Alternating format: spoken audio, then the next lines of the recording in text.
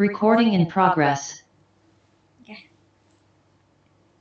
Selamat pagi, siang, atau malam, Bapak. Perkenalkan, nama saya Shanti Afia Pohaci dengan NPM 2306250592. Perkenalkan, nama saya Atsuma Kiransa dengan NPM 230621590. Perkenalkan, nama saya Orang Kasih Sambo dengan NPM 2306260145.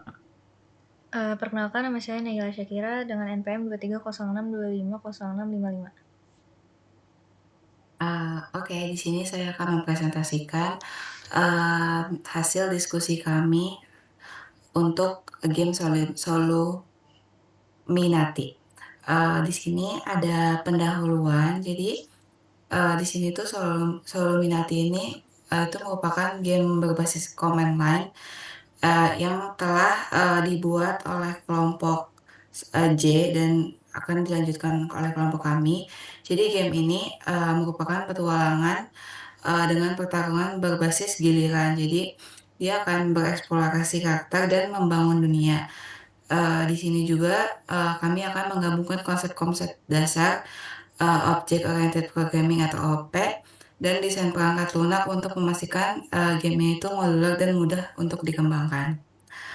Lalu untuk deskripsi gamenya, Soluminati ini merupakan game fantasi berpetualangan RPG di mana pemain itu dapat mengendalikan karakter utama untuk berjuang melawan musuh dan menjelajahi dunia yang penuh tantangan.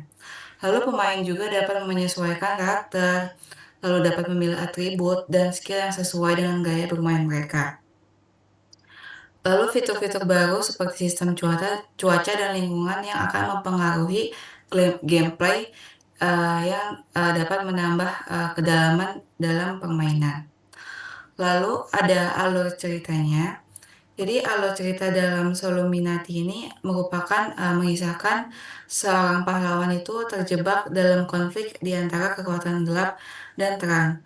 Lalu pemain ini memulai sebagai pejuang biasa, namun dipilih untuk melawan Mikhail atau seorang penyihir jahat yang ingin menaklukkan dunia. Lalu ini pemain akan dihadapkan pada pilihan moral yang akan mempengaruhi alur cerita dan hubungan dengan karakter yang lainnya.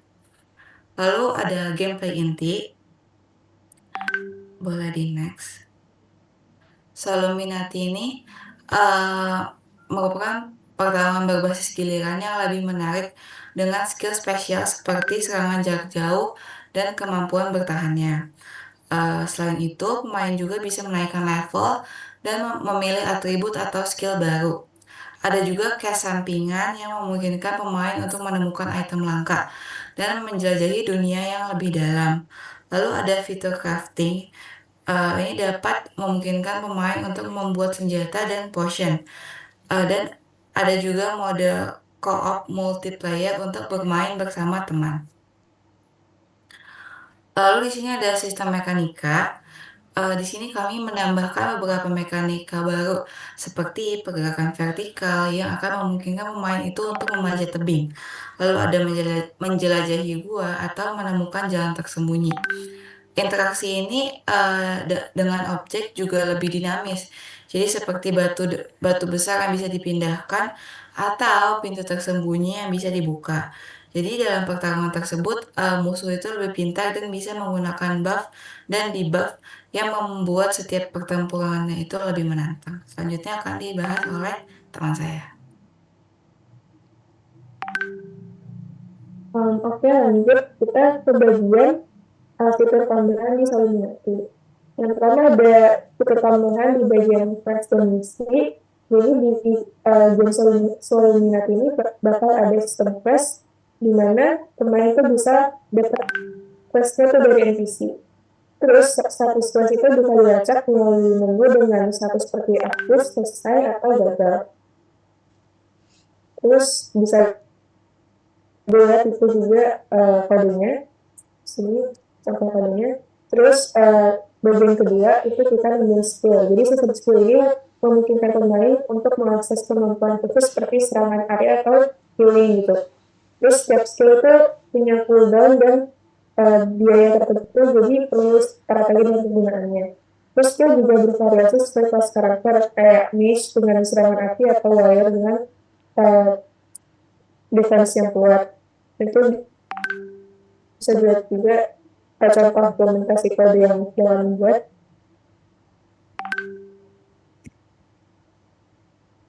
Terus di bagian NPC, kita nambahin di sini NPC selain hari itu bisa berperan penting dalam cerita. Dan mereka tuh bisa memberikan informasi, quest atau item penting. Terus dari NPC itu juga bisa berubah sesuai progres cerita. Terus dia bisa menambahkan interaksi yang lebih dinamis dan relevan terhadap pemain. Itu ada contoh kodenya juga. Lanjut ke bagian sistem tambahan buff dan debuff. Jadi sistem buff dan debuff ini akan memberikan efek positif peningkatan serangan, sementara yang kalau debuff itu akan melemahkan musuh. Nah, efek ini tuh sifatnya sementara dan menambah strategi dalam pertempuran bagi pemain. Selanjutnya akan dijelaskan oleh Oke, selanjutnya ada fitur berikutnya yaitu pengelolaan data tambahan. Jadi kan di sini ada kata kuncinya pengelolaan data.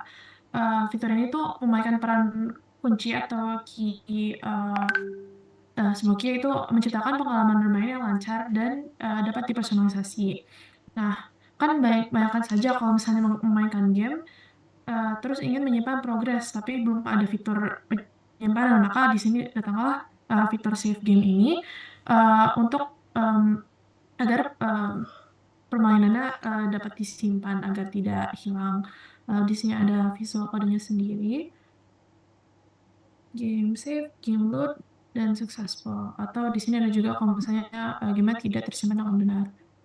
Ada konfigurasi user agar game tersimpan. Nah, itu untuk fitur tambahannya. Selanjutnya ini untuk penerapan konsep OOP dan relasi antara kelas dan objeknya sendiri. Nah, di sini dapat dilihat diagram kelasnya ada player, ada inventory, ada enemy, ada battle system. Nah, jadi di sini bisa dilihat kalau player itu berinteraksi dengan battle system untuk memulai dan mengelola pertarungan dari game ini sendiri. Dan juga ada inventory yang digunakan untuk mengelola item. Tadi battle system itu berhubung dengan enemy karena mengelola pertarungan antara player dan enemy. Dan balik lagi ke inventory yang merupakan bagian dari player untuk menyimpan barang-barang tadi. Lalu selanjutnya ada beberapa perubahan pada fitur fondasi. Yang pertama ada sistem karakter. Jadi di sistem karakter sendiri kita membuat beberapa perubahan signifikan dengan menambahkan atribut baru seperti mana, stamina, dan juga level. Nah, apa sih guna penambahan sistem skill ini? Nah, sistem skill ini tuh merupakan suatu skill tree atau kayak skill komponen level up agar lebih dinamis dan juga agar memperkaya gameplaynya sendiri. Sekiranya seperti ini untuk implementasi kodenya. Dan untuk alasannya ya untuk menambahkan depth dari karakter sendiri dan agar ada bagian baru atau bagian yang lebih dalam dari karakter itu. Dampak dari perubahannya itu pemain dapat merencanakan perkembangan karakter dengan lebih matang, dengan memilih atribut tadi antara mana dan sebagainya, stamina, agar gameplaynya lebih seru. Nah, lalu ada juga sistem musuh. Sistem musuh atau sistem enemy itu juga diperbarui dengan menambahkan beberapa tipe enemy yang baru dengan kemampuan khusus masing-masing. Contohnya dari musuhnya ditingkatkan agar memberi reaksi yang jauh lebih dinamis dan adaptif. Contoh kodenya seperti ini. Lalu alasan perubahannya agar meningkatkan variasi. Lalu dampak perubahan ini adalah suatu tantangan tambahan agar player bisa mendapatkan bisa lebih seru lagi dalam memainkan game ini. Lalu juga ada interaksi yang lebih dinamis. Selanjutnya ada sistem pertarungan yang akan dilanjut oleh teman saya. Oke. Jadi selanjutnya itu ada sistem pertarungan. Jadi pada bagian ini tuh sistem pertarungan ini kan telah diperbarui dengan menambahkan elemen berbasis giliran yang lebih kompleks. Kemudian jadi pemainnya ini akan memiliki lebih banyak pilihan saat bertarung seperti menyerang menggunakan skill atau menggunakan item. Jadi di sini dilihat dari contoh implementasi kodenya sebagai berikut.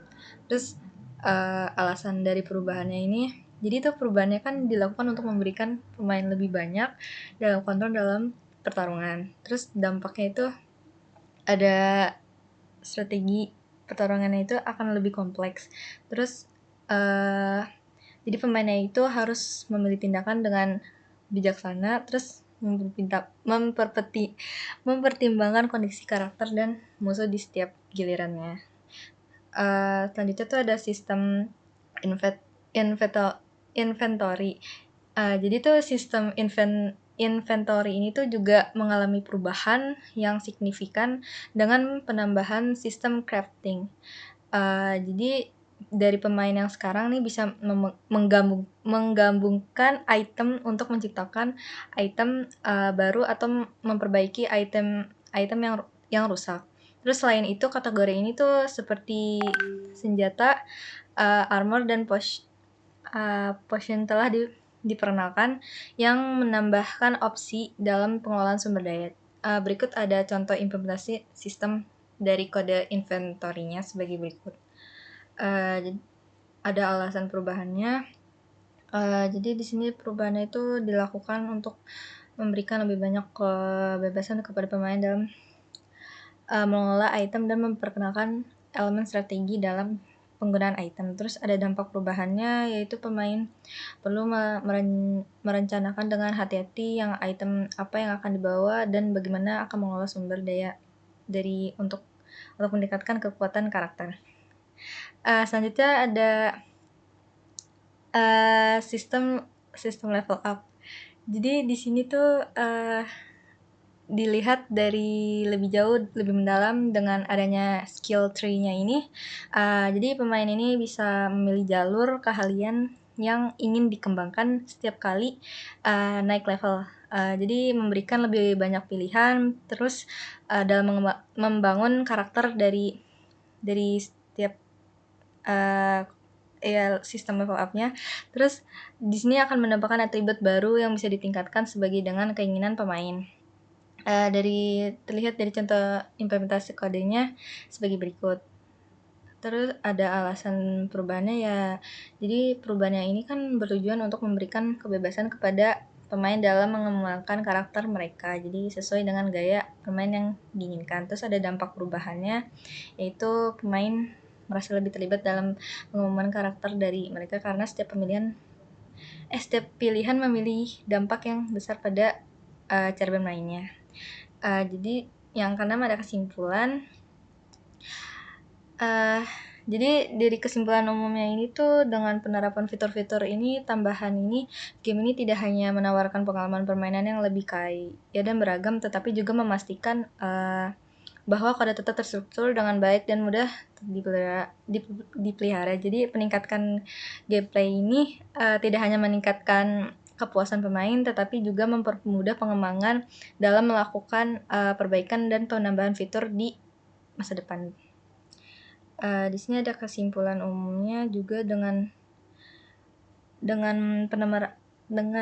penerapan fitur tambahan ini, game tidak hanya menawarkan pengalaman bermain yang lebih kaya dan beragam, tetapi juga memastikan bahwa kodenya tetap terstruktur. Jadi yang terakhir ada saran untuk pengembangan selanjutnya. Jadi untuk pengembangan selanjutnya itu pengujian lebih lanjut terhadap sistem pertarungan yang diperluas sangat disarankan. Terus dengan mengumpulkan feedback pemain untuk meningkatkan keseimbangan bermain.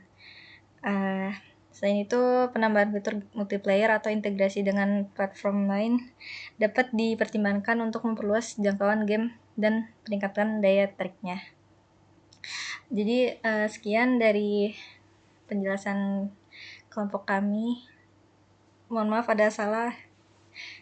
Jadi maafkan. Terima kasih.